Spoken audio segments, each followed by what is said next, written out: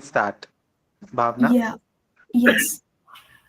Good afternoon, everyone. I welcome you all to the 39th monthly online guest lecture organized by the research scholars at the School of Sanskrit Philosophy and Indic Studies at Goa University. The title of today's talk is Some Reflections on Analytical Philosophy by Professor Rakesh Chandra from Department of Philosophy at University of Lucknow. Just a quick announcement before we begin the talk. This talk is being recorded along with the content in the chat box. All the participants are requested to keep their microphones on mute throughout the lecture, and after the talk there will be a Q&A session. Now I would like to invite Sagar to deliver the welcome address. Thank you, Bhavna. Am I audible? Yes, Sagar, you are audible.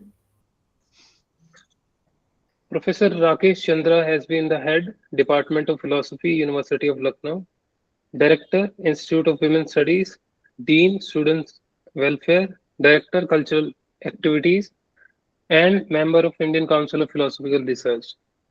He has been a consultant with UNICEF on primary education and child labor. He has been recipient of UGC and ICPR scholarships and has been co-investigator of one of the UGC major project on pluralism. He has actively supported gender-specific programs of UNDP, SIDA, EZE, and Oxfam in India and Nepal. He has prepared the country report on gender for DFID titled Challenges and Milestones Women Empowerment in India. He has also co-authored the UNDP Gender Report for UP. He has prepared the Gender Development Index with special reference to quality of life under the Center of Excellence scheme in 2009. He has worked with Dalit communities on girls' education and Panchayati Raj in Barabanki district of Uttar Pradesh for over a decade. He has trained primary school teachers in 28 districts and prepared training manual for joyful learning. He is on the board of Seva Beti Foundation and Suraksha and has actively supported Mahila Samakhya. He was nominated as one of the five representatives of UNICEF for He for She campaign. His area of philosophical interest are logic, epistemology, analytical philosophy, feminism, and human rights. He has published several articles, book reviews, and a book. He has conducted a large number of refresher courses, workshops, and seminars at ICPR Lucknow and the UGC academic staff colleges. He has delivered UGC special lectures at several universities. With that, I would request Professor Rakesh Chandra to please go on for the talk. Thank you very much. Good afternoon. Uh, Thank you, Professor Koshi, and thank you, Sanket, thank you, Sagar, Bhavna, and all the people who are here this afternoon uh, to chat a little on analytical philosophy. Uh, I am one of the very few people now in the country who continue to do this kind of philosophical analysis, and this is supposed to be a view which is uh, generally accused of being a fairly narrow and an orthodox view about philosophizing. And I know that a lot of people, including Professor Koshi, are more happy with the more intimate and living kind of work with phenomenological and existential antecedents. But I am one of those who believe that actually philosophical analysis is actually one method of philosophy without which you can't do. And even when you are doing existentialism or you are doing phenomenology, when you are defining terms like the trop or soy and soy or dread, then what you are doing is actually an exercise in philosophical analysis because you are trying to define terms and also trying to see their interconnections. I had, in fact, once written a paper also on showing how Schopenhauer was an analytical philosopher. So here I am for all of you as I stick my neck out rather bravely and impertinently on this question of analytic philosophy. As you know, that analytic philosophy is generally considered to be a movement of the 20th century and which is allied rather closely with rationality. And also it was supposed to be targeting metaphysics, although this is a confusion that everybody thought that it is actually tantamount to rejection of metaphysics, while even the so-called logical positivists were only attacking idealist metaphysics, so to say. But certainly they were responsible for attacking and also what they thought was overthrowing of the mystification in philosophy. It is associated often with the employment of new logic at that time, which was a source of insights to solve philosophical problems. And somewhat later, it has given a very principled and a meticulous attention to language. And there are many philosophers who identify the period between 1910 to the 1970s as the time of its flourishing.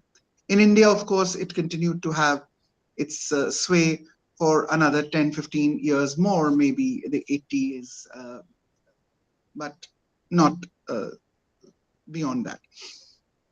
Now, terms like analysis, logical analysis, conceptual analysis were widely used to characterize the method of philosophy at that time. And it does seem that the name analytic philosophy came to be used more only in the 1930s. Arthur Papp published his book, which was called Elements of Analytical Philosophy in 1949. And in the same year, there was another anthology which was called Readings in Philosophical Analysis, which was jointly edited by Herbert Field and Wilfrid Sellers.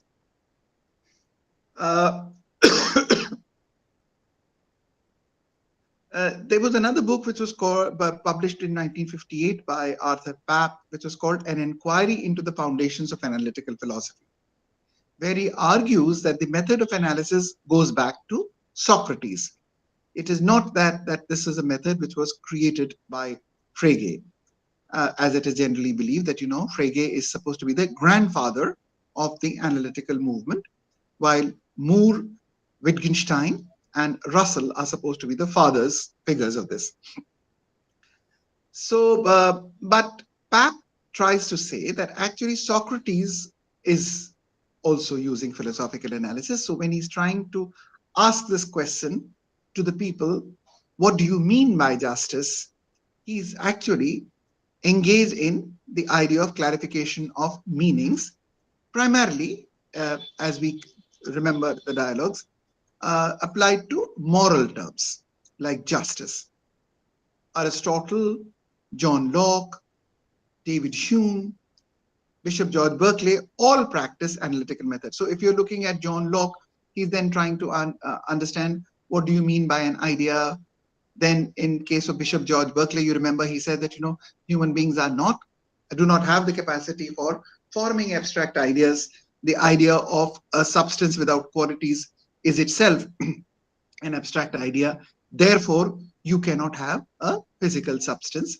And that is how, by a logical analysis of the term, he is able to reject the idea of the physical substance independent of consciousness.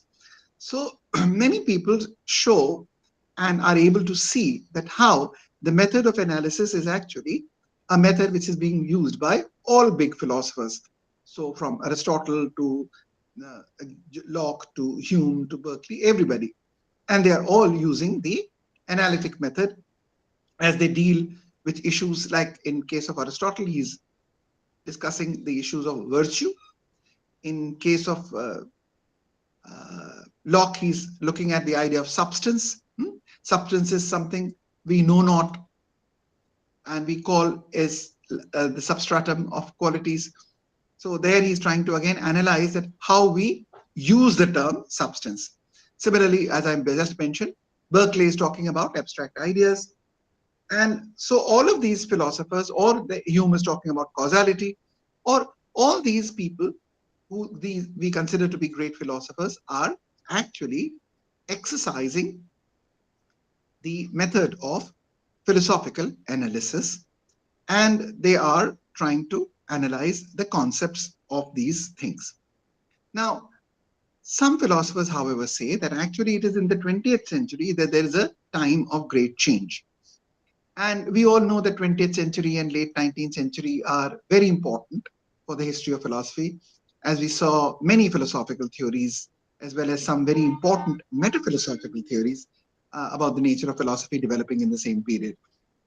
And it's very interesting that, from the same philosophical heritage of Immanuel Kant, existentialism and phenomenology develop their own methods, and the analytic methods and the positivistic techniques are again followed from the. So there were many questions raised about nature, form, mode, relevance of philosophy in the 20th century. And as I said, that there are very big figures like Bertrand Russell and the others. Now, we have to see that analytic techniques dominated, though they were also used in this period. And now the question is that, does analytic philosophy represent a single understanding of reality? And the answer is obviously no. All analytic philosophers do not believe in the same metaphysics, in the same epistemology, in the same ethics. They have, because analytic philosophy is not a school of epistemology like rationalism, empiricism, intuitionism, neither is it a metaphysical school like realism, idealism. So it is actually a metaphilosophical theory about how philosophy should be done and what should be the method of philosophizing. So do they have a same understanding of the reality? No. It is certainly not a monolith. And many of the so-called analytical philosophers do not even bother to give a clear definition of analysis. And certainly they have very little agreement upon what is to be called analysis. And this you would see that, very, very great important philosophers like Bertrand Russell himself, if you look at his long career, so when he's writing the history of Western philosophy, when he's writing problems of knowledge, when he's writing on mind and knowledge, in very, very different ways, he defines the nature of philosophy also, and the nature of language also, and the nature of analysis also. There's no single kind of thing that you can trace in all of them. Now, when you use the term analysis, very often we also have to see that where else do we use this term?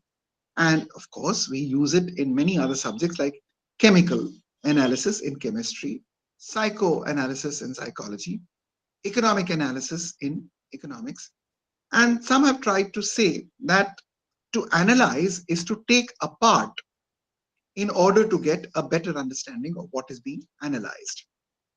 In case of philosophy, the objects of analysis are linguistically represented conceptual units. In chemistry, they are the chemical components. In psychology, you say that, you will go back into, and that the idea of psychoanalysis is in fact a very interesting kind of an idea, because you draw from psychoanalysis. And thank you. So you draw from psychoanalysis and this idea that, by analysis itself, you dissolve the problem. So that's the idea that you draw from that. So, but here in philosophy, largely, we think that the units that we are analyzing are units available in language, but they are not linguistic units that we are analyzing. And all of you young students who have done their graduation and post-graduation are familiar with language, truth and logic, where in the very introduction of that, and also in the introduction to logical theories, introduction by Strawson, it is very clear that how the task of the philosopher of language or the linguistic philosopher is different from the task of the lexicographer, the etymologist, and the sociolinguist. So those people are going to tell you that how those words are used by different sorts of people, cataloging them, and how that words have changed, what is the declination of that, what is the origin of that, all of that, but what is the justification of those terms? And that is the kind of inquiry that we are interested in when we are doing philosophy of language. And it's important for us to distinguish between philosophy of language and linguistic philosophy. Linguistic philosophy is a particular kind of philosophizing, while philosophy of language is philosophizing about language and its function. So how does meaning operate? How does reference operate? How do nouns and predicates operate? How are rigid designations? These are the kinds of things that we do in philosophy of language. Very often, of course, philosophy of language is done by linguistic philosophers, but philosophy of language should be done only linguistically is not necessary. Now, many philosophers are trying to understand the structure of language by a careful study of its elements and their interrelationships. Now, analytical philosophy, thus understood, refers to a philosophy which places its emphasis on the emphasis of language and its complexities. And in this way, they somehow distinguish themselves from what they call the speculative philosophers, who, if she is studying language at all, does so only to facilitate her main goal, which is about the metaphysical foundations of the universe. Now, there's a very interesting book, Short History of Analytical Philosophy, which you must have seen, by Ammerman. And there's another very popular book now by Michael Dummett, that philosophers who are both speculative can be both speculative as well as analytic. But he emphasizes that philosophical analysis is essentially a study of language, which must be carefully distinguished, as I said, from other studies of language like linguistics, philology, lexicography, grammar, etc. And this is interesting that when you are like doing, whether from the Indian classical system or the others, we make a distinction between the Alankar Shastri, the grammarian, and the philosopher of language. So, and sometimes there are people who have done work on all of them. Like say, Abhinav Gupta has written books on Alankar Shastri, he has also written a book on grammar, and he has also written books on philosophy of language. But they are distinct, using different methods, and have to be assessed on different criteria. So, analytic philosophers, of course, are divided classically amongst those who concluded that philosophical analysis must finally consist of construction of an artificial language, which are like calculi, which are like mathematics, and they are to be more precise. And there are those problems we say that philosophical analysis, philosophical problems must be approached by an analysis of ordinary language. And when ordinary language is capable enough to lay bare the problems in ordinary language, why do we need to create an artificial language at all? And we know that a lot of the artificial language programs failed, and big philosophers also gave up that. Some people, like, as I mentioned, Ammerman, they say that a good idea to distinguish between the artificial language philosophers and the ordinary language philosophers might be to call the artificial language philosophers the logical positivists, and the philosophers interested in ordinary language as the linguistic analysts. But this is Ammerman's view, and we may not necessarily agree with that.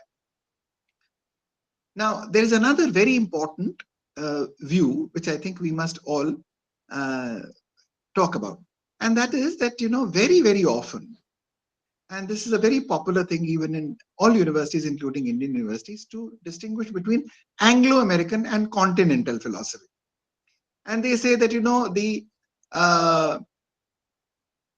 analytical philosophy is Anglo-American. Now, this is factually incorrect, because they generally think that Russell Moore and these people were coming from the English-speaking world, and therefore it is Anglo-American. But if you just look at it, you scratch it a little, where are they drawing their inspiration from? They're drawing it from Kant, who's an Austrian, who's Frege.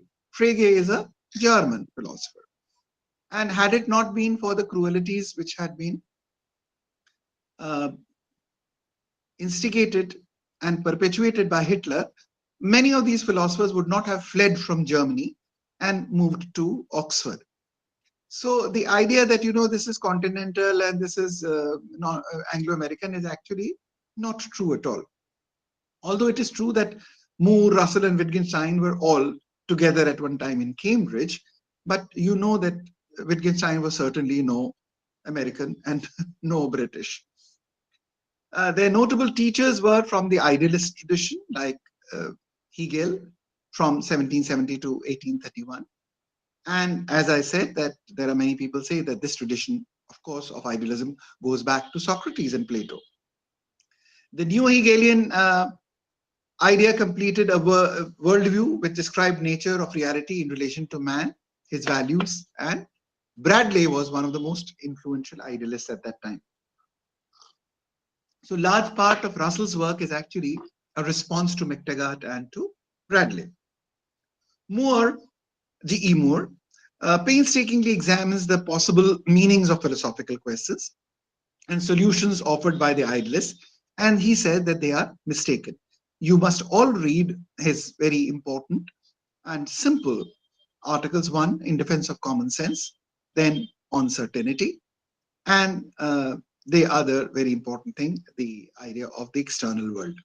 And in all of them, he says that, the confusion that the idealists have is that they confuse the knowing consciousness with the content of it as well. So it is true that everything that I'm conscious of right now, I'm looking at all of you, I cannot know that without being conscious of it.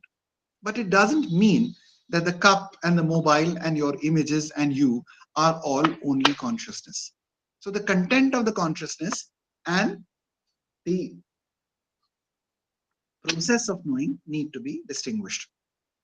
So he rejected the idealist doctrine of also internal relations because it flew at the face of common sense. Because they were saying that everything is an internal relationship, that I am is actually the sum total of all the qualities that I have, including the contingent quality, that the color of shawl that I'm wearing, or that I have a dog, and if the dog dies, then what happens? Do I remain the same person or not the same person?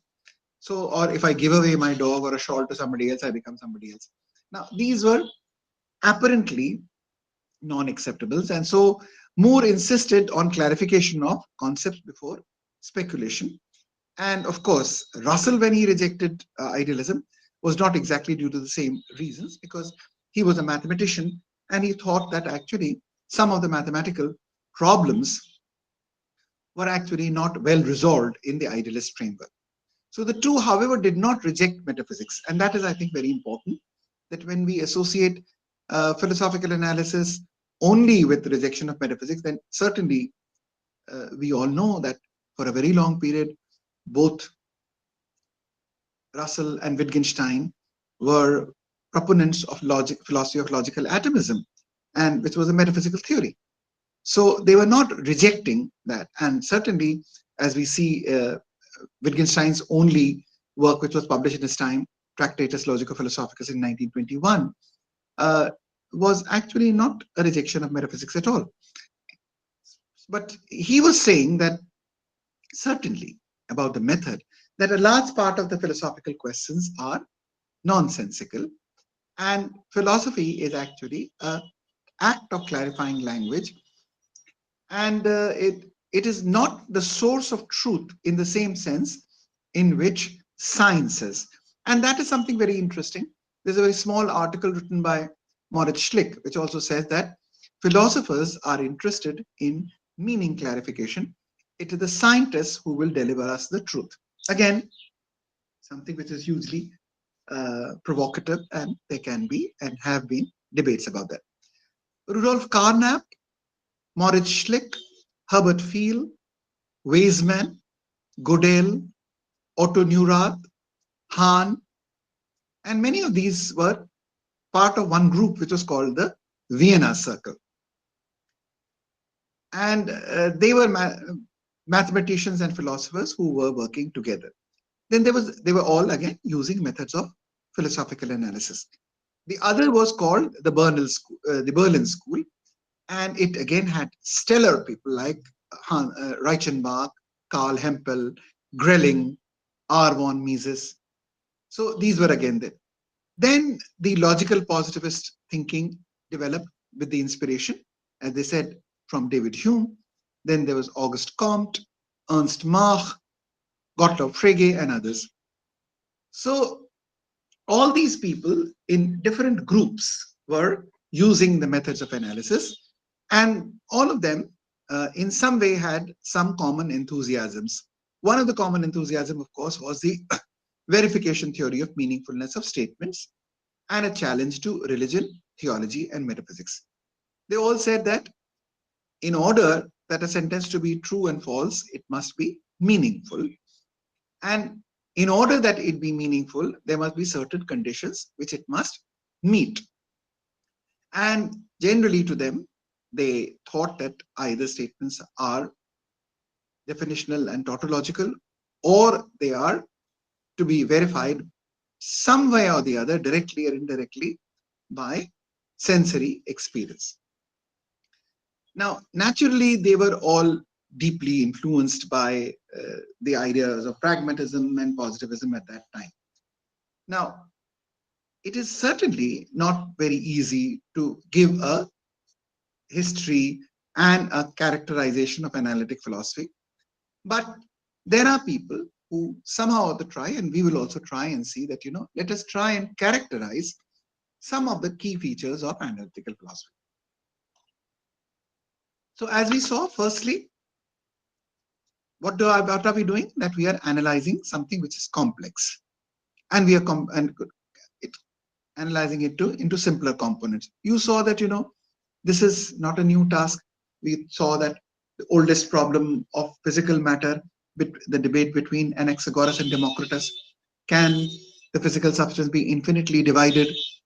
And Anaxagoras says yes, Democritus says no. We'll finally come to atomoi, which is the idea of atomism. So the idea, again, that is why the philosophy of logical atomism draws it. So one is that you analyze the complex into simpler components. Now, what are the objects of our analysis? On that, there is no unanimity of opinion. As you have all read, you are these young, bright scholars, you have all read Wittgenstein's Tractatus Logico-Philosophicus. And how does it begin, the first sentence? It begins, the world is the totality of facts. So what is the philosopher doing here? He's not talking about language. He's talking about facts. So what is the unit of our analysis in this case? Facts.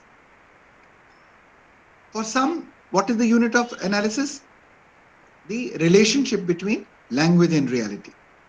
For some, it is language. For some, it is language and its use. For some, the general logical framework of language. So what is the philosophical task? To search for the deep logical structure of language.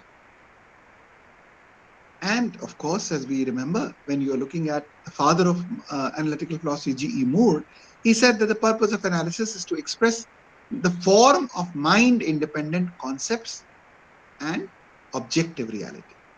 So what is the unit of analysis? We have these differences. Frege strongly expressed his opposition to psychologism, and others emphasized on the logical analysis, moving towards a thesis that the ground of philosophy is logic, replacing epistemology, which was central in Descartes. Because, as you know, there's one simple story which we sometimes use. Again, like all simple stories, it has huge generalization. That early philosophers were talking about metaphysical element, what is the world made up of? So air or undifferentiated thing or fire, etc. Then they started that before talking about the object, which is the stuff of the universe, let us talk about who is the one who knows. And so there is the Cartesian turn to the self. Then they said that how do we know? So epistemology becomes central. And then language becomes central, that the medium in which we express. So it's not that the metaphysical question, the epistemological questions have been given up. but now they get a linguistic form. The problems remain the same. So earlier when they were talking about substance and quality, during the time of philosophers of language and positivists, it became more a discussion on subject and predicate. But what is the subject and predicate? It is the same issue as the issue was about substance and quality. Now, Michael Dummett, who's a very popular writer and a good philosopher, very popular in India because a lot of Indian philosophers studied with Dummett. So Dummett enumerates three factors which characterize analytical philosophy. One, that the goal of philosophy is the analysis of thought. So the goal of philosophy is to analyze thought. Second, thought is to be separated from psychology. This is the depsychologism of Frege. And third, that proper analysis of thought is in language. So these are the three things. One, that you are analyzing thought. Two, thought is not psychological. Three, it is expressed in language, so the unit of three. Now, analysis is very closely understood, as I said, in terms of the linguistic turn, and its birth is associated, of course, with the publication of Gottlob Frege's very, very important work in 1884, which was called The Foundations of Arithmetic, and where he is actually said to have put in the way to investigate the nature of number. So how do you know what are numbers? And he said that the best way to understand what numbers are and is to actually look at the sentence in which the numbers appear. So how do you analyze a sentence in which the term with the numbers appear? That's the best way to know what numbers really are, because numbers are not things. So how do you know what numbers are? They are not things. They are not ideas in the mind. So what are they? So how do you analyze them? So he said that, the best way to investigate the nature of number was to analyze the sentence in which the numerals occur. Now, many people think that the primacy of philosophy of language is very important, again, for the philosophical analysts. Ryle thought that what he's analyzing is psychology. Hart thought that what he's analyzing is law. And as you all know, J.L. Austin and subsequently John Searle, they say that what they are analyzing is actually the speech act. So we are not looking at propositions, but we are looking at the speech act. And then when you're looking at the speech act, then you have to look at the philosophy of mind, it means the intentionality of the person, and also the philosophy of action, because speech act is an act. So how does the act is performed, and how does it reach out? How does it fit? What is the direction of the fit? And all those absolutely fantastic, beautiful work has been done by Austin and subsequently worked further by Searle. Very, very fantastic work. Now, it is sometimes believed that philosophical analysis will lead to the rejection of metaphysics, which was also earlier done in one way by David Hume and also by Immanuel Kant. But I don't know whether this claim can be held because, as I said, this does not seem to be true at all. And the people who thought that they were rejecting metaphysics were only rejecting idealism, and realism is also metaphysics.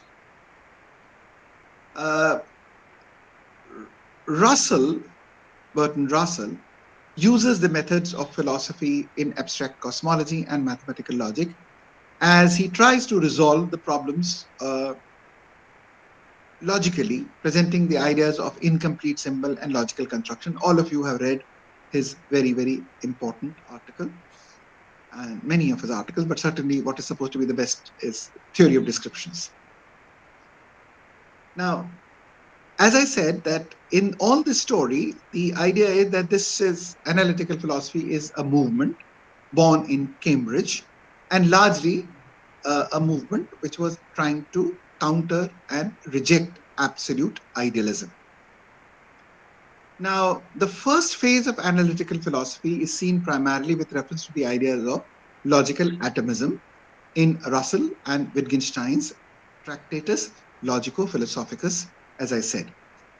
and it culminates in what is called the decompositional idea of analysis. So from Descartes, John Locke, David Hume, all of them are doing that. There is an attempt to demonstrate the relationship between language and reality. And of course, most of the time, the relationship here is expressed in terms of picturing. And there is also a discussion of intentionality of science, that science have an intention. Predictions are held to be descriptions of relations between abstract objects, not descriptions of most general features of the universe. And knowledge of logic was supposed to be in one way vacuous. And here vacuous means that it does not have a factual content. It doesn't mean that it is useless, because these are hugely logicistic philosophers. So, but the logical statements are vacuous insofar as they give us no information about the facts of the world. Now, this is, of course, what they call consistent empiricism. So, philosophy is not a science. There is no hypothesis which is confirmed, and no description of facts is given. Now, this is a very, very clear kind of a picture wherein you see that sometimes it is said that it is a distinction between first order and second order, that we are not talking about the first order things, but we are talking about the description of those things in the terms of the second order. So metaphysical statements are supposed to be and called nonsensical, and philosophy is then supposed not to contribute to knowledge but to our understanding. So it's not enhances our knowledge in terms of giving you new information, but it helps you to understand the function of what is being said. And how do you arrive at this? You arrive at it through analysis, which is the decisive turning point both in the Cambridge analysis as well as in the Vienna Circle. Now, there are many, many discussions, as you can see, about the limits of thought and the limits of language. The limits of my world are the limits of my language, or the limits of my language are the limits of my thought. This is an idea which you find in Wittgenstein. And you also see that this idea somehow also keeps on coming in many other activists also. I'm sure that many of you who are must have been part of activism, social activism and literacy campaigns and the others, would also have heard of a great person called Paulo Freire, who's a great educationist. He also talks about the power of language and the idea that naming the word is the naming the world. So the importance of language, of course, is understood by many. Now, so limits of thought and limits of language are deeply discussed by these philosophers after the First World War. And some scholars then have say that there are two branches of analysis with somewhat clear distinction of focus. One is called the Cambridge analysis, which has its source in Moore and Russell and early Wittgenstein. And here, what are the discussions? As you know, that in Problems of Knowledge and the others, Russell is talking about that what is it that I see. So if I'm looking at this blue cup, then actually what I am not looking at as at a blue cup, what is available to me is actually only a blue patch of color, which is the sense data, so to say. So when I talk of cups and saucers and shawls and kurtas, then I'm actually talking about a simple account of these things. And this is the earlier phase of Russell. The later phase of that, it's not a simple account, it is a construction. Now, all those discussions about sense datum and sense data, and when Moore speaks about intuitive contemplation of objective concepts, which are understood later through self-conscious analysis of linguistic meaning, these are parts of that analysis. And there is, again, something which is very interesting, which we call logical reduction and logical construction. Logical reduction and logical construction. So this idea of logical reduction and logical construction also became very, very important for these philosophers. Tractatus Logica Philosophicus influenced many, many, many philosophers, including three very important philosophers. One was Frederick Ramsay, the other was Braithwaite, and another very important philosopher whom you must have certainly read, John Wisdom. The non-cognitive concept of philosophy, that philosophy actually does not give you knowledge but wisdom, certainly made a lot of people very unhappy. Especially the older people were very, very unhappy. But the young people were very happy because they said, oh, so down with metaphysics. So we have no reason to read and study Plato and Aristotle and the others. So rejection of metaphysics. The 21-year-old heir says that, and all other 21-year-old in the world are very happy. They don't have to read any history. But the more contemplative people thought that, this is really not right, and you can't do this. The other branch or the second stream of analysis could be seen in logical positivism, and this moved to Germany, Poland, and Vienna. And these thinkers abandoned logical atomism, but as their ontology in the terms of simple facts and facts, and they rejected the distinction between saying and showing, along with the idea that all language has the same structure. They accepted that only necessity is logical. There are no metaphysical necessities like Aristotle and the others. And some people, again, why I'm using this term is that not everybody is agreed about this characterization. But since we are talking about it, we are trying to do some kind of a rough and ready analysis or characterization of this kind of thinking. So in this thought, some of the themes which keep on recurring here time and again are this. One, as I said, that philosophy is non-cognitive, and it is not science, and its major purpose is to clarify concepts and to remove pseudo problems. The other, as I said, that is to demolish metaphysics as nonsensical. The third is to present some version, one way or the other, of the verification principle of meaningfulness of statements. So direct verifiability, indirect verifiability, strong verifiability, weak verifiability, some way or the other. Another characterization or recurring theme is, as I said, consistent empiricism, which is where it is argued that reason cannot be the source of synthetic a priori knowledge, and logic is to be understood in terms of vacuity, or as they were doing it with reference to mathematics, like the Hilbert style geometry. And another very thing is, which was again very, very important at that time, which has completely lost favor now, was that there is a unity of sciences and a commitment to the reductionist program. Because now everybody is talking about identity politics and cultural identity and difference and all of that. And see where we have come.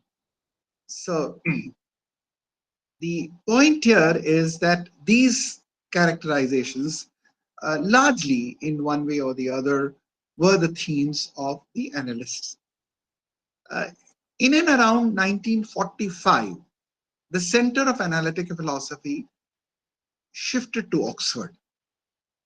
And it's interesting that at the same time in Oxford, there were people like Gilbert Ryle, H.P. Grice, J.L. Austin, H.L.A. Hart, Stuart Hampshire, Isaiah Berlin, Peter Strawson, R.M. Hare, David Pearce, Mary Warnock, Anthony Quinton, and you name them and they were there. But they all did not represent a school.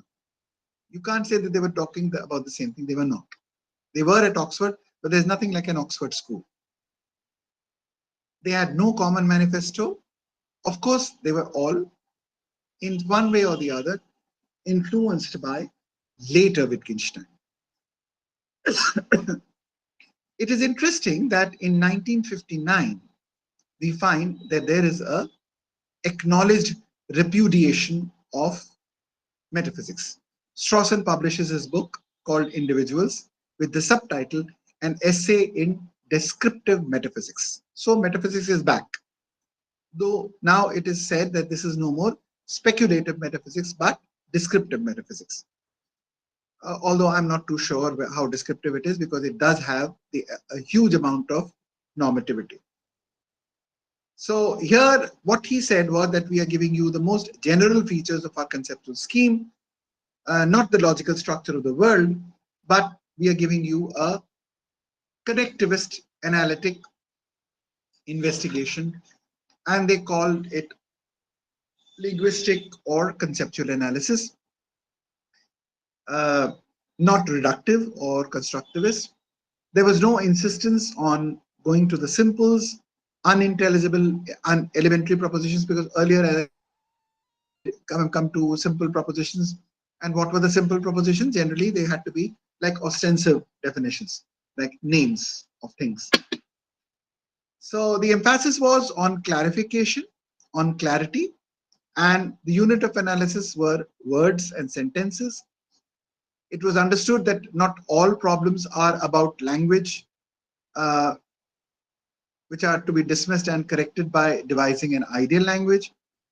A very patient, systematic description of the use of terms in natural language is essential for clarification. And Wittgenstein gave what is called the therapeutic view of understanding, which was to be accepted with some qualification. So, and a philosopher as a therapeutic person, you remember in Buddhism also they call Buddha the Mahavaidya, that actually philosophy is therapy. And you also know that how in the early Greek times they said that, from aporia to ataraxia, that is the task. So remove a certain kind of a perplexity or mental ailment. And now I think the more fancy new generation philosophical counselors are there all over the place. So now mainly discussion here was using the language of conceptual truths. No part of philosophy was, however, privileged. And some of them, again, it's a very American way of looking at it in terms of time slice. They say in the 1950s, the linguistic turn was complete. And it was taken that meaning and its clarification are the central task of philosophy. Use of words are to be studied. And in the 1970s and 80s saw the development of it.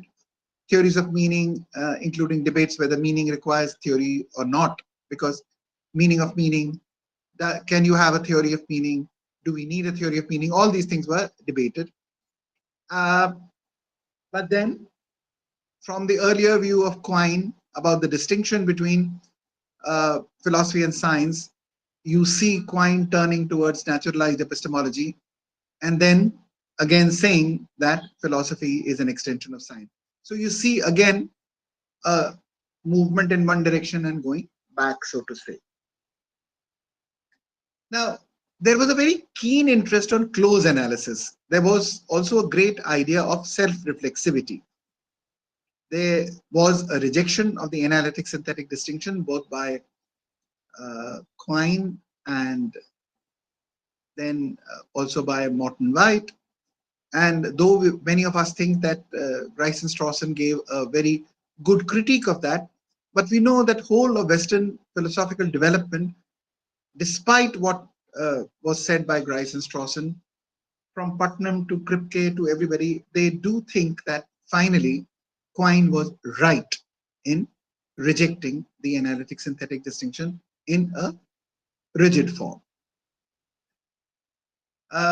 And the naturalization of epistemology, of course, paved the way for skepticism. And you saw that how it culminates in the writings of one of the most influential philosopher of our times, Richard Rorty.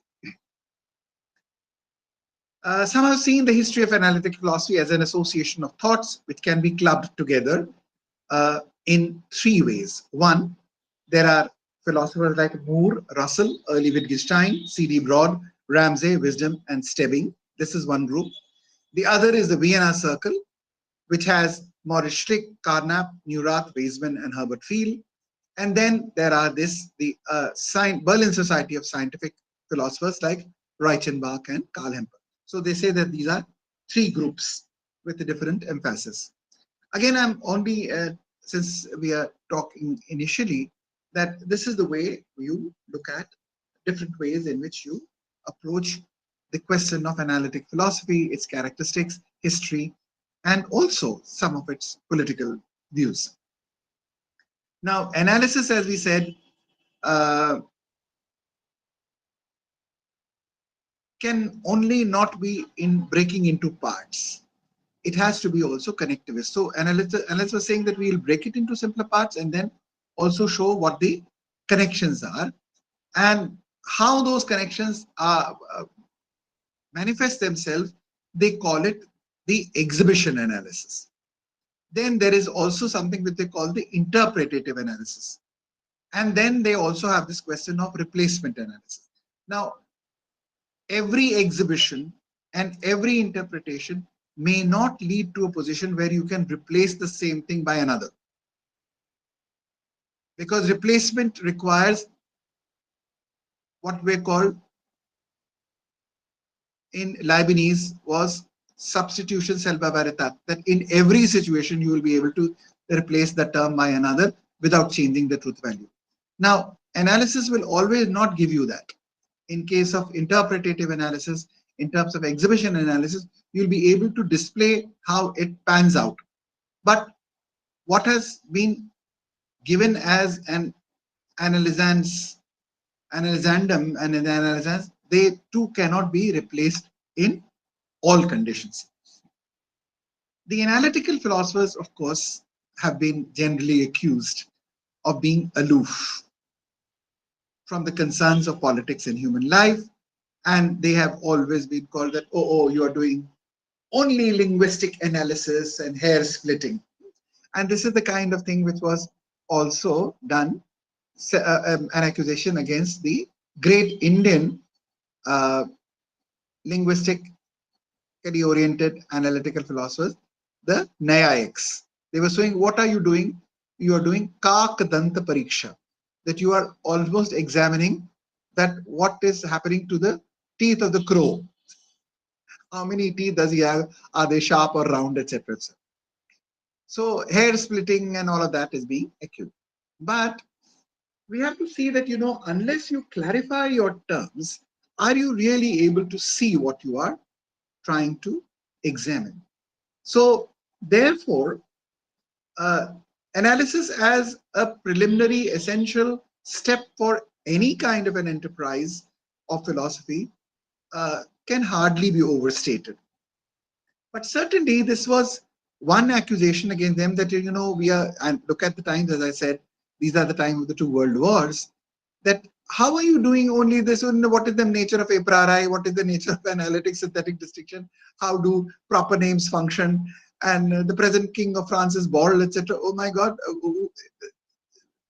Everybody was saying that what kind of an irrelevant stuff is this that you're doing?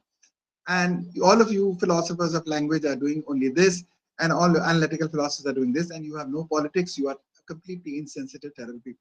Now, this is the kind of accusation which they have. I also keep on getting this, that, you are an analytical philosopher, and then they find it even more difficult. They don't know, how are you an activist and a feminist if you are an analytical philosopher? So you can't be both. So either you are a schizophrenic or something terribly wrong with you.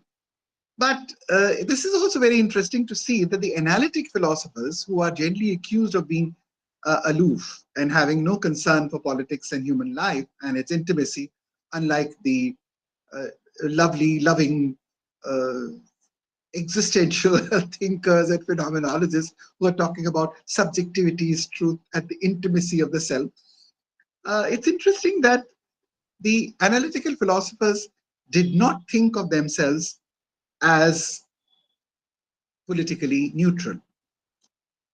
Although it is true that some of them claim that their metaphysical views are compatible with many ideological positions, they did not think of themselves as politically neutral. And if you look at the development of analytical philosophy from the 1930s to the 1960s, as I said, this is also the time of the development of very, very radical political positions, Marxism, Leninism, and fascism, and the two bloody wars are happening at the same time. And the analysts say that there is a very close relationship between our epistemological position as analysts and our empiricism and liberalism. They say that we are disciplined, down to earth, and reasonable against the continentals who are mystery mongers, subjectivists, and who privilege subjectivity as truth, wherein they will have absolutely no reason to justify why Hitler's subjectivity is not to be preferred over other people's subjectivity. So they are warnings to writing a cultural. Now, there is, of course, a warning which I would read, that you can't write a cultural history of analytical philosophy, because sometimes, and I am very, very suspicious of that, that when people write cultural histories of philosophy, that, a certain philosophy develops in a certain cultural space. And this is a standard Marxist story, which I completely disagree with. Because if economic, political, social, geographical conditions develop philosophical development, how is it that in India at the same time 6 to 12 diametrically opposed views from Nyaya to Sankhya to Buddhist to Charvak were actually actively debating in the same piece in and around Bihar? So the cultural explanation of philosophy is something which I find very difficult. But nonetheless, supposing you try to say that, one, I don't want to reduce philosophy to culture. And I also want to say that, philosophy's position in culture is also not entirely very clear. Recently, we were talking about colonization and decolonization. There again, I also wanted to point out that, when you talk about Greek people and Greek philosophy, they are not the same. Plato and Socrates lived in the Greek city-states, but were not accepted by those people. Socrates was killed and Plato had to flee. Therefore, a set of philosophical doctrines and books written in a particular time and a place does not necessarily mean that those people lived by that. So when we talk about the four Vedas and the great Upanishads and the others, the same Vedas and the Upanishads were read by both the Kauravas and the Pandavas. The good and the evil, the right and the wrong, all studied the same thing. They ate the same food. They came from the same genetic stock. So civilizational account and philosophical account have to be seen with a little more care. Sometimes it may be the case that the philosophy of the time reflects the people's aspirations, or in turn impacts these people's aspirations, and sometimes it may not. But from the presence of a book or a person, you cannot immediately generalize about the whole set of people. Because in Kant's time, did people even know about Kant? We all know in Marx's time, Marx was not celebrated. We know that about Buddha. Buddhism developed 50 years after Buddha had died. So this is certainly a difficult point, and therefore the same thing holds for analytical philosophy, that the idea of writing a cultural history is difficult. But nonetheless, some analytical philosophers saw themselves disengaged from the politics of their time. But there were some people who were very actively engaged with the political debates, like R.M. Hare, Bertrand Russell, Isaiah Berlin. Now, R.M. Hare has a very beautiful paper, Can I be blamed for obeying orders in 1955? Because the German soldiers could have said that, why should we be blamed? We were only obeying the orders of the Führer. And here he accused that the German behavior during the Second World War was due to a philosophical error. He argued that in combination, the structure of ethical language, clearly stated empirical facts, was a powerful weapon for liberalism against totalitarianism and fanatics. Here, R.M. Hare, like Isaiah Berlin and Russell, were saying that there are no facts which ally themselves to totalitarianism. Any totalitarian regime, including the present ones all over the globe, are based upon falsehoods, and we need to lay them bare. He gives the concrete examples, and as I said, this paper, 1955, Can I Be Blamed for Obeying Orders? He said that you cannot escape moral responsibility. Anyone's desire for me to do something is independent of whether I ought to do it or not.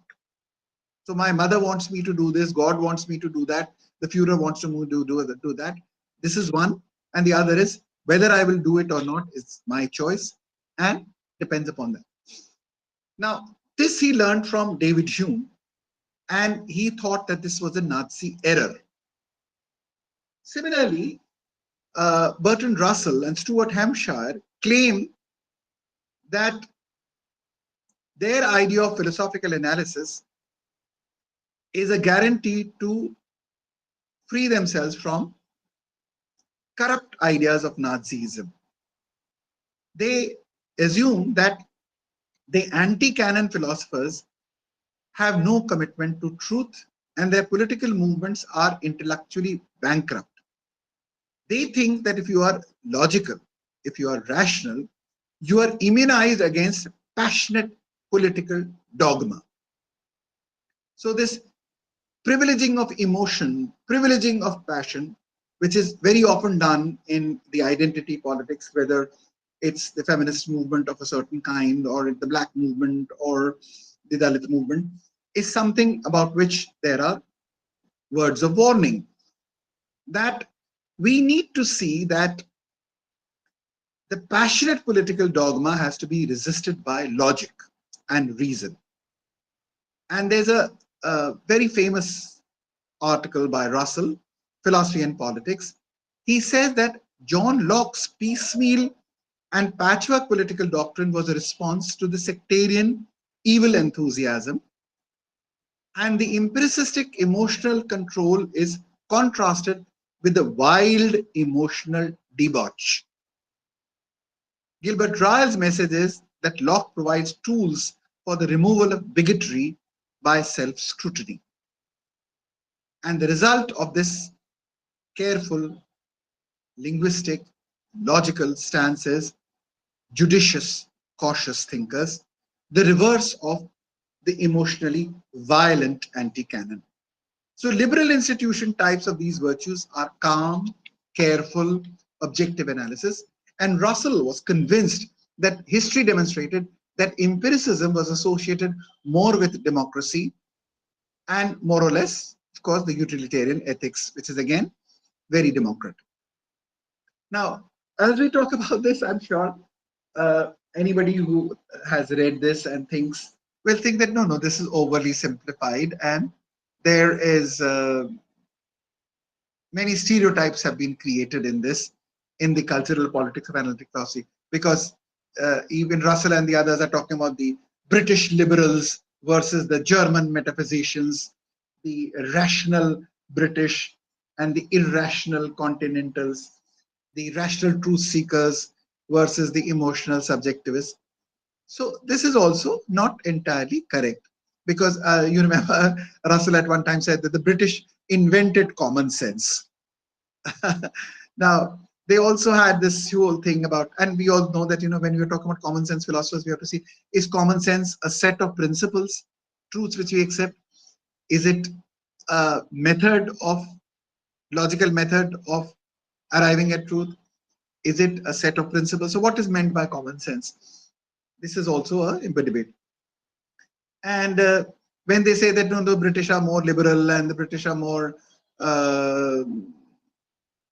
democratic, etc. We have been the colony of the British, and we all know that the cruelest things in India, including the Bengal famine and the deracination of the poor and the loot that they did, now made very popular by Shashi Tharoor, is very well known. So we all know that, the British were no angels and paragons of rationality, logicality, and goodwill. So this is utter nonsense. But however, one can draw certain features of unorthodox egalitarianism and healthy philosophical skepticism which characterize analytical philosophers. And like modern philosophy exemplars, their framework are well suited to create emancipatory epistemology and the politics for the marginal people. So, and you see that how uh, B.R. Ambedkar uses a lot of pragmatic theorization with empiricism to substantiate the kinds of counsel that he gives. In 58, Warnock wrote what he believed, that actually analytic philosophy is philosophically neutral. But he said that you can certainly see certain patterns of cultural, political, and philosophical beliefs which were largely shared by the analytical philosophers. As I mentioned, R.M. Hare, he says, can I be blamed for obeying orders? And he uses Hume's analysis of moral language, what ought to I do, is morally independent of the desire of the other person wanting it. Stuart Hampshire and also others imply that commitment to truth guarantees immunization. And the association of common sense, truth, reasonableness, and the region called Britain certainly are all done by these people. The assumption that only idealism is a metaphysical, I keep on saying that both in the West and in the East, this is in fact one big blunder which everybody makes, that, idealism is metaphysics and realism is not, which is absolute false. But certainly, I think the analytic philosophers have a point when they say that when they do not privilege anybody's position, when they take a deflationary therapeutic view, then so nobody, the king, the man, the woman, nature, God, nobody has a privilege. Now, this kind of position which is taken by them makes for an egalitarian democratic flavor. And in 1935, Russell wrote an article which was called The Ancestry of Fascism. And again, in 1950, he wrote another very important work, which is called Philosophy and Politics. Now, he says that the only philosophy that affords theoretical justification for democracy and accords with democracy is a temper of mind which is empiricistic. So he thinks that empiricism is more conducive to democracy. Not only that, but he says it in a more strong word, that that's the only view. As you all remember, in times of Bentham, he had the Benthamite colleges were the only ones in England which allowed women to come into the college because of the all of them had strong empiricistic pragmatic values. Now, identifying themselves as liberal, the analysts should have come under attack. This is again a very interesting thing. Though these analytical philosophers are saying that, unlike the continental philosophers, we are talking about logic and language and analysis, and therefore we are more close to democratic liberalism. But let us be a little more careful. Many people have accused people like A.J. Ayer of giving succor to fascism. How do they do that? They say that in your analysis, you are saying that the only meaningful statements are descriptive statements, that this is a glass of water and this is a pair of spectacles, and these are the only kind of statements which are meaningful. But that the value statements of ethics and religion are nonsensical. They are only ejaculations of your emotion. So when I say there should not be killing of the civilians in Gaza and Ukraine, then I'm not making a factual statement. I'm only expressing my opinion, not even opinion, my emotion. Now, if you are saying that it is only my ejaculation of my emotion, then what business do I have to then claim any moral superiority? Because my expression of subjective emotion is as valid as anybody else's. Because you are saying cruelty is wrong, this statement is technically meaningless. And the positivists are saying these are only expressions of emotion, of approval and disapproval. One cannot demonstrate that the fascist practices are evil. One can only say that I dislike them. No philosopher would please the fascist better than this, because the fascist will be very happy that what they are saying is actually that the moral questions are only left to the hands of the police, and the police is controlled by the powers that be. So the substantive position which they took about moral statements goes against the political position which they think is conducive with that. So as mentioned, not all philosophers agreed that philosophy should only examine logical apparatus. And as I mentioned earlier, here in another very important work which he wrote in 1966, Peace, clearly issued a retrospective manifesto for the role of the moral philosophers, where he believed that if in the last 2 centuries philosophers had done their job better on clarifying ideas to themselves and others to understand them, there would not have been the Nazi movement. The liberality of the analytical philosopher is supposedly connected to their rationality and their opposition to totalitarian metaphysics. They are somewhat suspicious of theories as against what they call unvarnished truth. As a method, they accept the deflationary skepticism, leading to clarity. Mental hygiene was important. So you are immune against confusions, myth-mongering, intellectual trickery. And air repeatedly speaks against wooliness. I remember my teacher used to be very, very particular. Oh, this is woolly, this is woolly. Because that was supposed to be that anything which was not clear and distinct.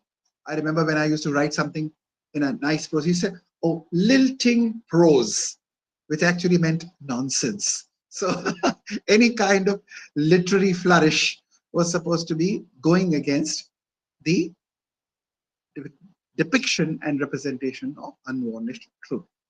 So they was trying to say that we have a clear style against what they called German nonsense. So clarity is both taken to be a political as well as a philosophical virtue. And analysts seem to agree that there is a reciprocal relationship between empiricism and liberalism. So liberalism promotes empiricism and empiricism promotes liberalism. They both exhibit a certain commitment to truth, and the analytic practice develops a character traits which are good for political decision making, beyond passionate dogma, and analysts maintain cool heads and grounded argumentation. Now, in 1948, Adair said that fascists are always favoring a certain kind of metaphysics.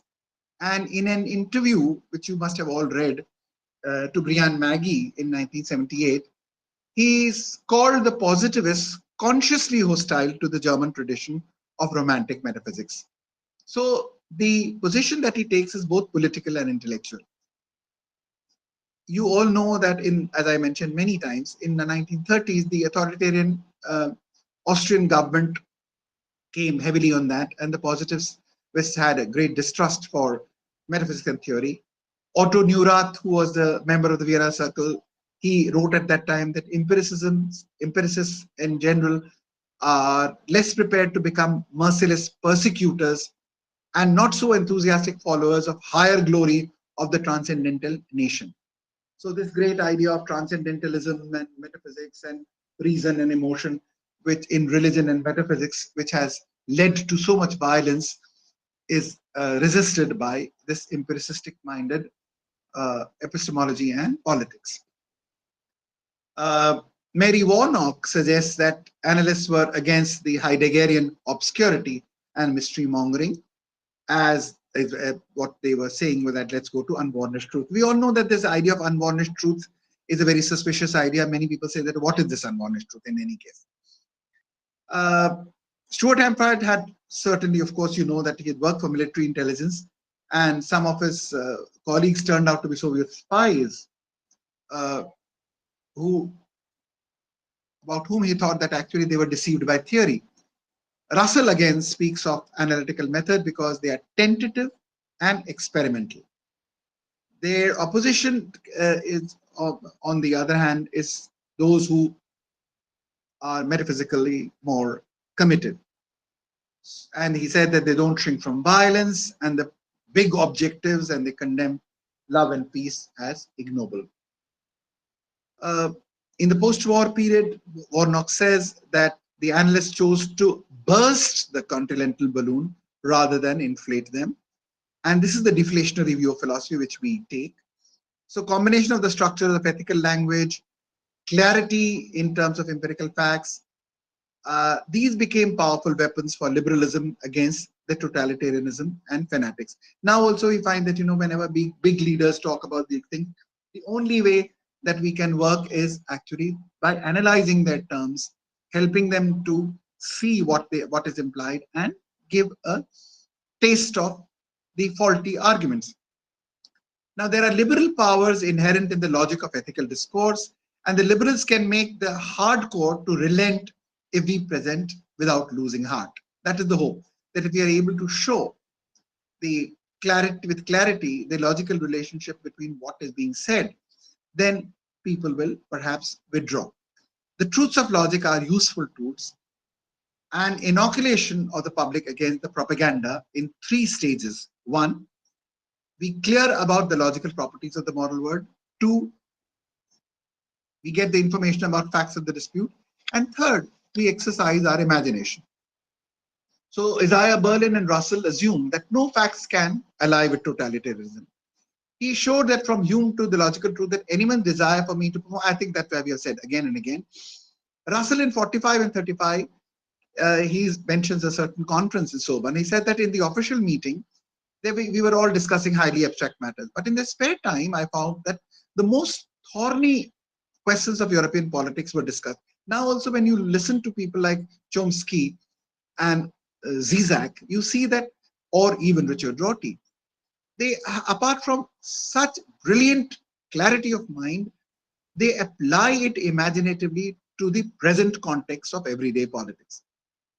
And he said that I observed with astonished admiration that the national bias hardly ever showed itself in their distinction. The severe logical training to which these men submitted themselves had, it appeared, rendered them immune from the infection of passionate dogma. So the passionate dogma which can take over is resisted by the training of the analytical mind.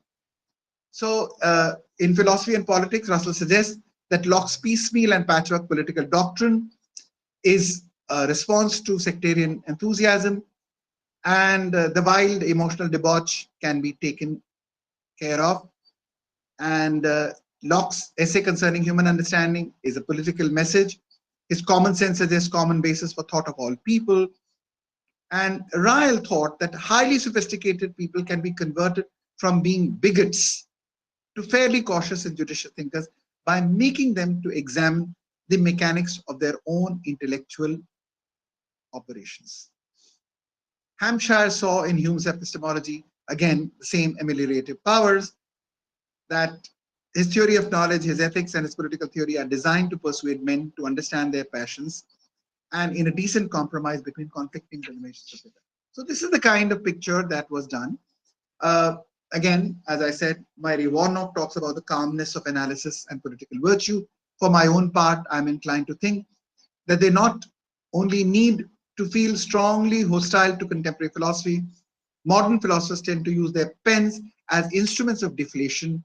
Any age or any society in which these pursuits were wholly neglected would be, in my judgment, seriously the worst for that. And I think true for America, true for India. the more we gave up on philosophical analysis and logic, started doing more and more continental and classical stuff, the more we became prone to the kind of thinking that. Analysts believe that political vice spins from grand theories. They also seem to believe that there is a closer relationship between truth and liberation. They seem to believe that through the combination of untheorized scientific commonsensical facts and logical rules, analytic empiricism could improve evidence for liberalism. Now, is there a pre-theoretical data which is transparently available to us? Very difficult to say. All analysts also have a problem. What will they do to subjectivism? True and good, how are they related? This is again a problem. So many problems, of course, with philosophical analysis. In Russell, I said that he thinks that Britain is very important.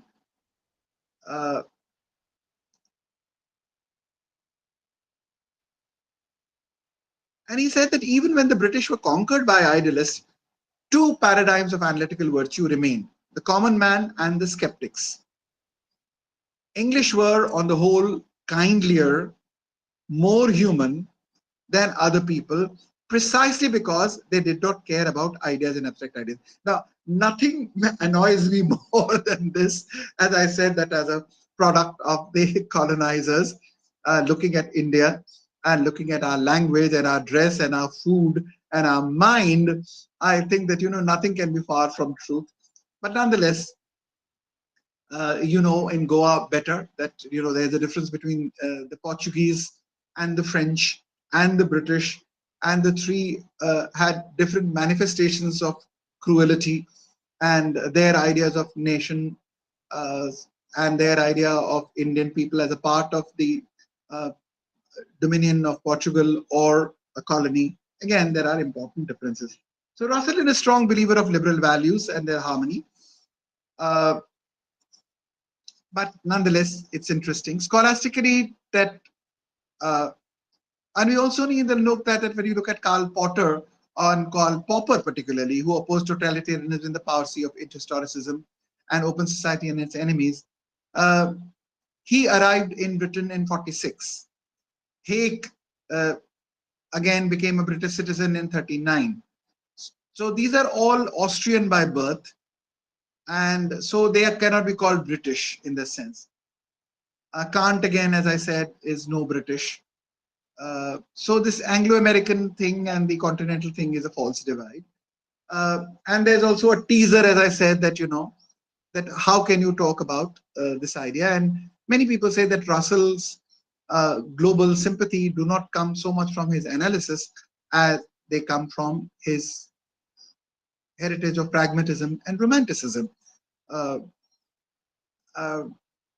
Again, when Richard Rorty listens to all this, he said that, I know that this is the way the analytical philosophers think about their cultural politics, that they think that fascism is associated with anti-science, and Carnap saw Heidegger and Nazism as connected, and Popper also thinks that open society and its enemies are against totalitarian tendencies of Plato, Hegel, and Marx. But according to Rorty, we don't need philosophy for social criticism. And he said that we have economics, sociology, novel, psychoanalysis, and many other things. Philosophy doesn't have something big, something powerful, something non-human, something as its method, something as a privileged view, which can make it better for that. I have a long-standing struggle with enjoying and responding and retaliating to Rorty, but I'll close it here now.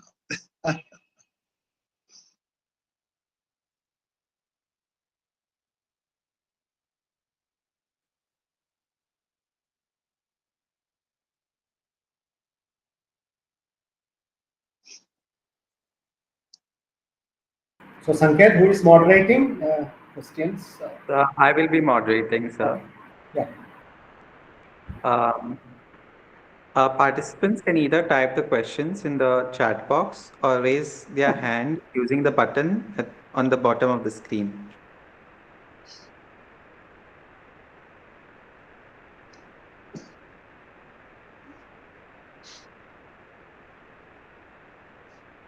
I mean, thanks, Professor Rakesh. It was a very insightful lecture as usual. I mean, I remember listening to you years back at Pune. I think both of us were there, along with Professor Kanchana, some years back. Anyway, so thanks once again for your very lucid as well as thought-provoking presentation. I mean, since you mentioned this, you know.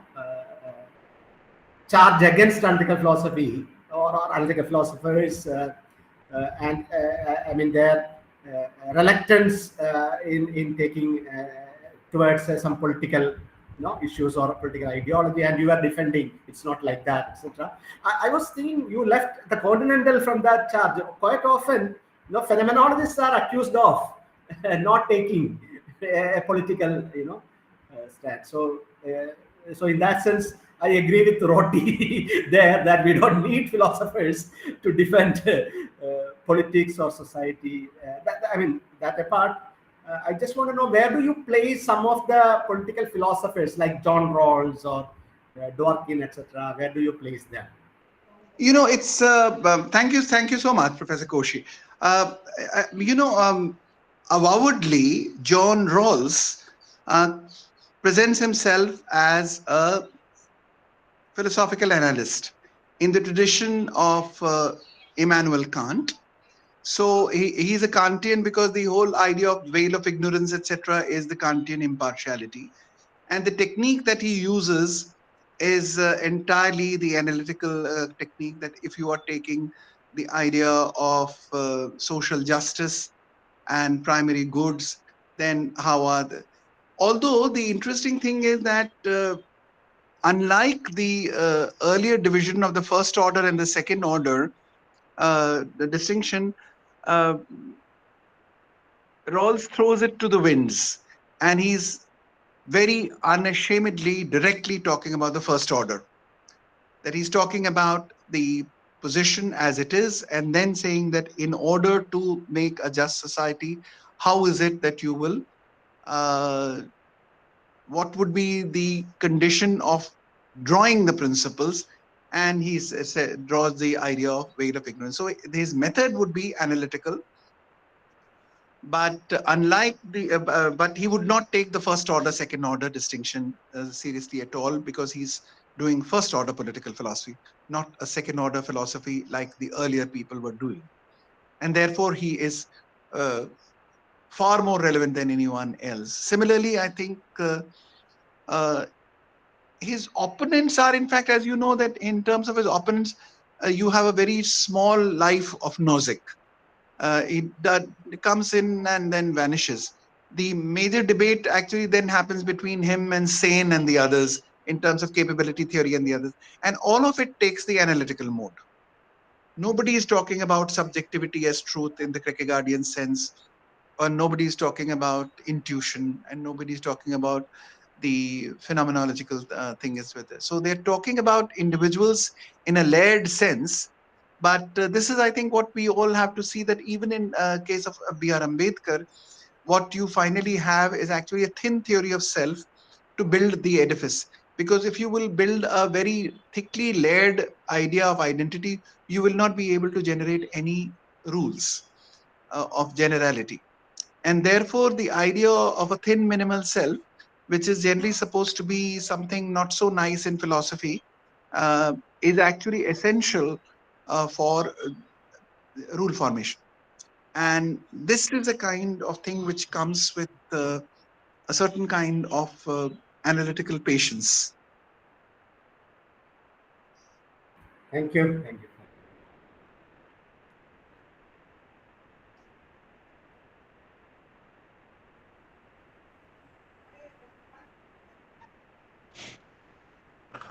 If anyone has a question, they can raise a hand or ask in the chat box.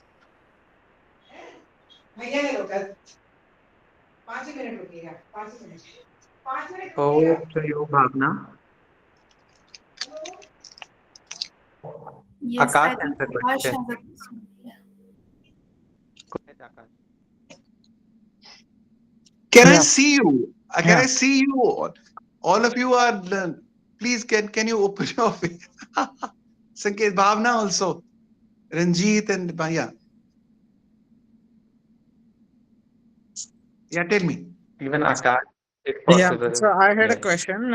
You said that in the Indian context also that the Nyayikas were majorly made fun of using the example that they are using. They are counting the teeth of Crow. the crows. Yeah. Was it because the goal of Indian philosophy is something different rather than the Western philosophy, or was it because of some other reason? Oh, no, one, I think, I am actually not so excited about making a very generic kind of a distinction between Indian and Western philosophy because there's a in if there are three views which are taken. One is to say that philosophy is philosophy, whether it is done in Bangkok or Birmingham or in Barabanki, because the problems are the same. So the problem of universals, the problem of life, the problem of God, etc., etc. The other is that no, a large part of the Indian classical systems had a particular goal, which was soteriology, which in terms of liberation, which does not exist in the West. The third view is the view that the Indian Western similarities and dissimilarities are not a very good idea to look at. So if you're looking at the distinction between Berkeley, Bradley, and Shankaracharya, the differences are far few. And the Naiyics and the Buddhists and the Vedantins have more things different from each other than common. So that's my general position. What I'm also trying to say is that in case of there are two accusations against the Indian philosophical classical system, which are diametrically opposite.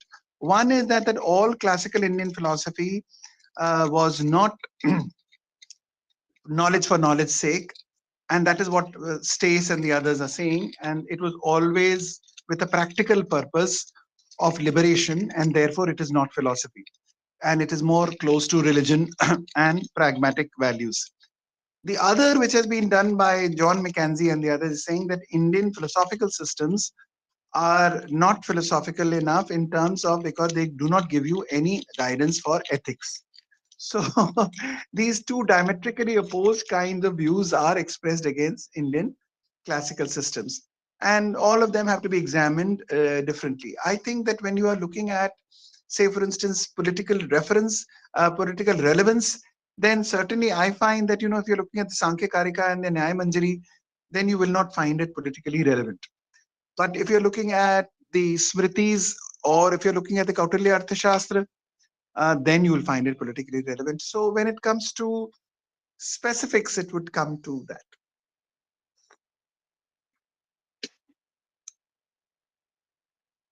Thank you, sir. Thank you. And there's a book which I think you must all read. It is by Professor Sundar Rajan, which is called The Primacy of the Political. Yes, Mayavi, you have a friend. You have a question, Bolo. Yes. Oh, thank you so much, sir. Actually, all of out of sudden, it's some problem in electricity glitch, so that's why I'm just in black. But I got the memory from long back. It's a decade back that I am attending your class. So here, Kosi sir, thank you so much, and he's also sir my postdoc supervisor. So, sir asked the question on this. Dworkin and Rawls, sir, it means he's a direct connection with this analytical philosopher. I have actually never compared or related these things to my any paper or any writings and any. So that's why it's really new to me that how to relate this one, sir, directly to this analytical No, method we can use. Rawls considers himself to be an analytical philosopher. And what he's doing is that when he's saying that, look at the title of his book, A Conception of Justice and A Yes. Theory of Justice. And then he relates the idea of justice with the idea of social justice, distinguishes it from that. Then he talks about how to distinguish primary from secondary goods. So in all of that, the exercise that he's doing is carefully separating the concepts of justice from social justice, of primary goods from secondary goods, the relationships between them. So all of that is an exercise in philosophical analysis. And in He's not Dworkin too, doing sir? any.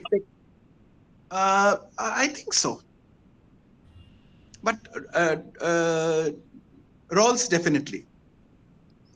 Rawls is a complete Kantian, and a Kantian in the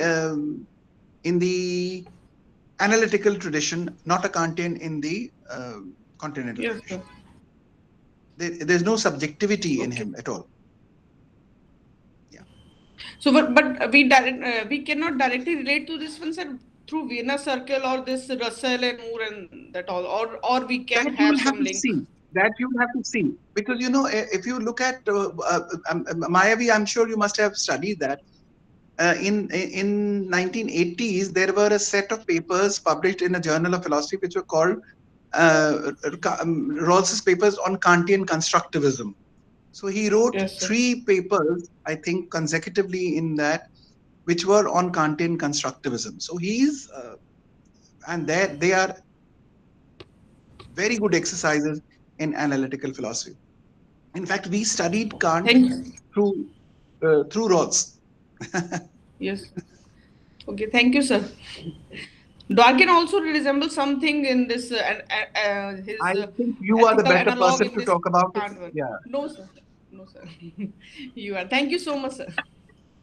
you're welcome.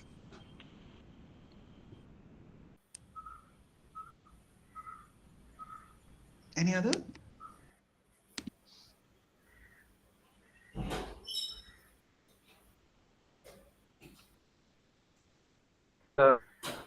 Email ID, the chat box. If you want to connect with him from the webinar, you can do. Over to you, Sanket, any other question? Yeah, Akash, yeah, you have a question? No, sir. Done. Sanket, anything?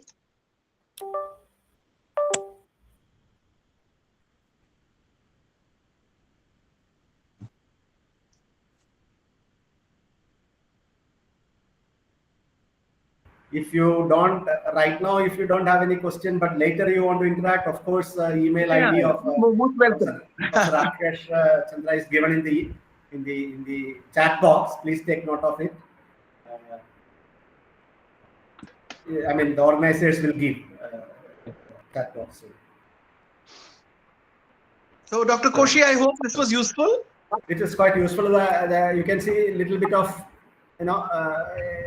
what do you call, diffidence, because as you rightly said, many of us here are not from the camp, the so-called camp of analytics. I know. Every time I meet Penny Selvam, I remind him that he's my principal enemy. Yeah. Though I was trained in a department which was strongly analytic, as you know. Yes. Hyderabad at that time. Yes, Yes. absolutely. Fantastic people. Suresh Chandra was, in fact, one of my examiners. Oh, I see. Yes. And also from Lucknow. I know. He taught also for a while at Lucknow, I think, initially. Yes. He had his master's from Lucknow. Lucknow, yes. Of course, I think you did your PhD with Professor Ruprek Verma, I think, no? Yes. Yeah.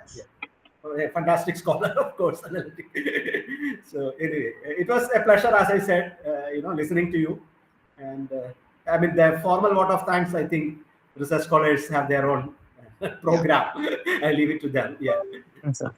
I would like to propose the formal vote of thanks, sir. Thank you so much for the insightful talk, Professor Rakesh, sir.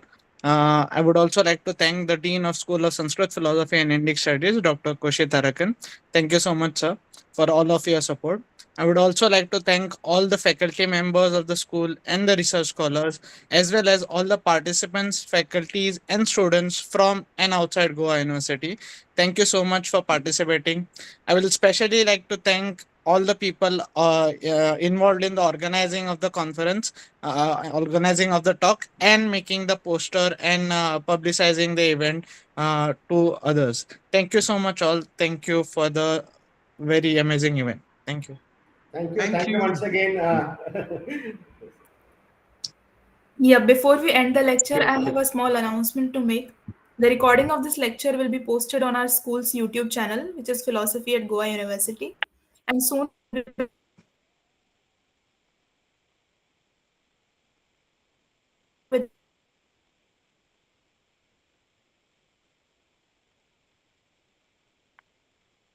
another monthly